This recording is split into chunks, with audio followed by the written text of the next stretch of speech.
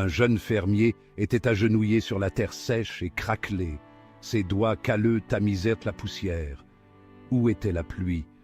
Où était la récolte dont sa famille avait désespérément besoin? Il se sentait complètement seul, abandonné. Vous êtes-vous déjà senti oublié, perdu dans un désert de désespoir?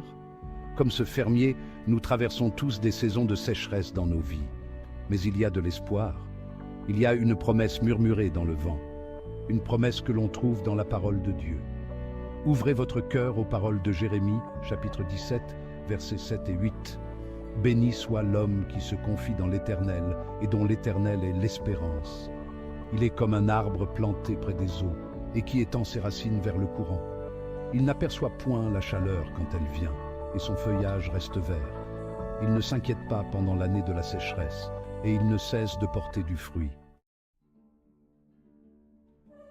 Le jeune fermier, s'accrochant à un brin de foie, se souvint de la Bible usée de son grand-père. Il la dépoussiéra, le cœur lourd de doute. En lisant Jérémie 17, 7, 8, une étincelle brilla en lui. Serait-ce possible? Dieu pourrait-il subvenir à ses besoins, même dans cette désolation? Le doute peut vous murmurer à l'oreille, mais choisissez la foi, choisissez de croire. Plantez les graines des promesses de Dieu au plus profond de votre cœur. Les jours se sont transformés en semaines et la sécheresse s'est intensifiée. Le fermier s'occupait avec diligence de son champ, s'accrochant aux paroles de Jérémie.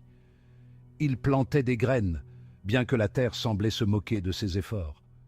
Puis, une violente tempête a éclaté, déchirant la terre aride. La vie mettra votre foi à l'épreuve. Des tempêtes viendront. Pourtant, souvenez-vous de l'arbre au bord du ruisseau. Ses racines sont profondes, l'ancrant contre les vents les plus violents. Section 4. Trouvez la foi dans la famine. La tempête s'est calmée, laissant derrière elle un sillage de destruction. Le fermier a examiné son champ, le cœur lourd. Tout semblait perdu. Mais alors qu'il s'agenouillait au milieu des débris, ses doigts ont effleuré quelque chose de miraculeux, une minuscule pousse verte jaillissant de la terre craquelée. Ne perdez pas courage. Même au milieu de la dévastation, les promesses de Dieu se réalisent. Section 5. La récolte de l'espoir. Quelques jours plus tard, d'autres pousses ont émergé, fragiles mais déterminées. Les pluies sont arrivées, douces au début, puis en abondance vitale. Le champ, autrefois stérile, s'est transformé en une tapisserie verdoyante et vibrante. Le fermier, le visage empreint de gratitude, a été témoin de l'impossible, une récolte abondante à la suite d'une sécheresse dévastatrice. La parole de Dieu est vivante et puissante. Elle apporte l'espoir aux désespérés et la vie aux terres arides. Section 6. Récolter ce que l'on sème.